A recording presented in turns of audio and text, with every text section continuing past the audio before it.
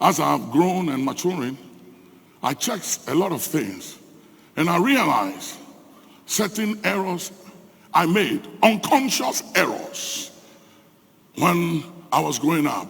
Married very, very young at the age of 23. Didn't understand a lot of things. Ministry was tough in those days. So my life was always on the road. I was always gone. I was telling them about Bishop Ben. I used to go 6 weeks, sometimes 8 weeks, to North America, South America, Asia. Travel for days to be able to make ends meet, to provide and take care of the family, because the church couldn't take care of me. And I learned very early not to depend on tithes and offering and depend on people, because that will wound you.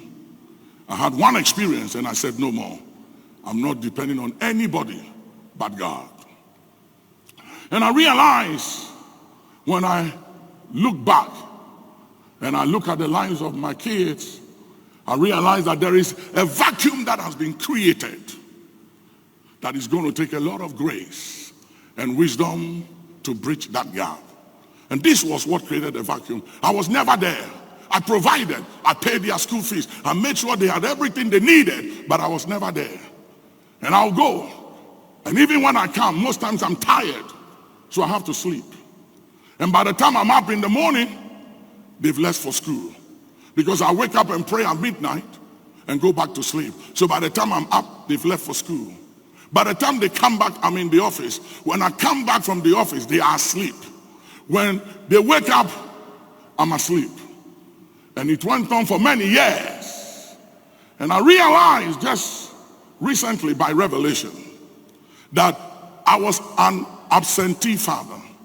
That even though I loved them and I cared for them, I lacked understanding of many things. That is not just provision and providing, but you need to have that emotional connection. And it wasn't there.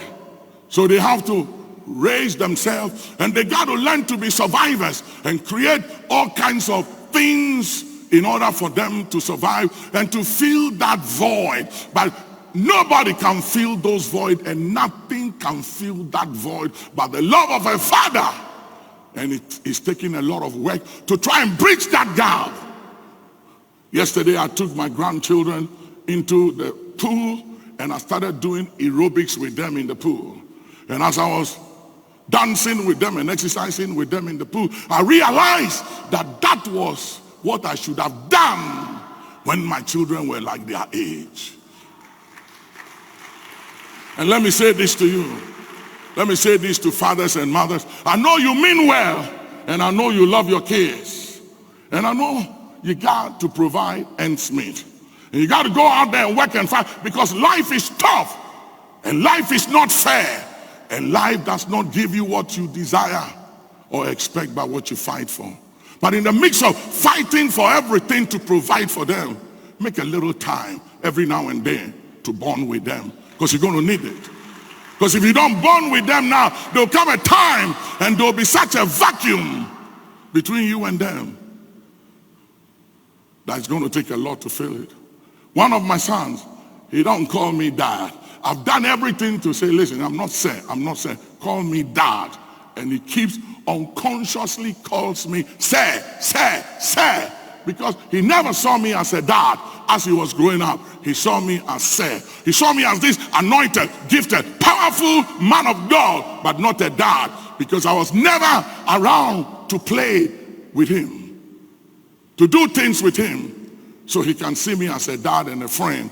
And I'm trying to make it up, to work at it, to bridge the gap. And it takes everything you can think of. It takes every grace. It takes every humility. It takes all your humanity. Madula kasa, wasalahatu kifalu salas.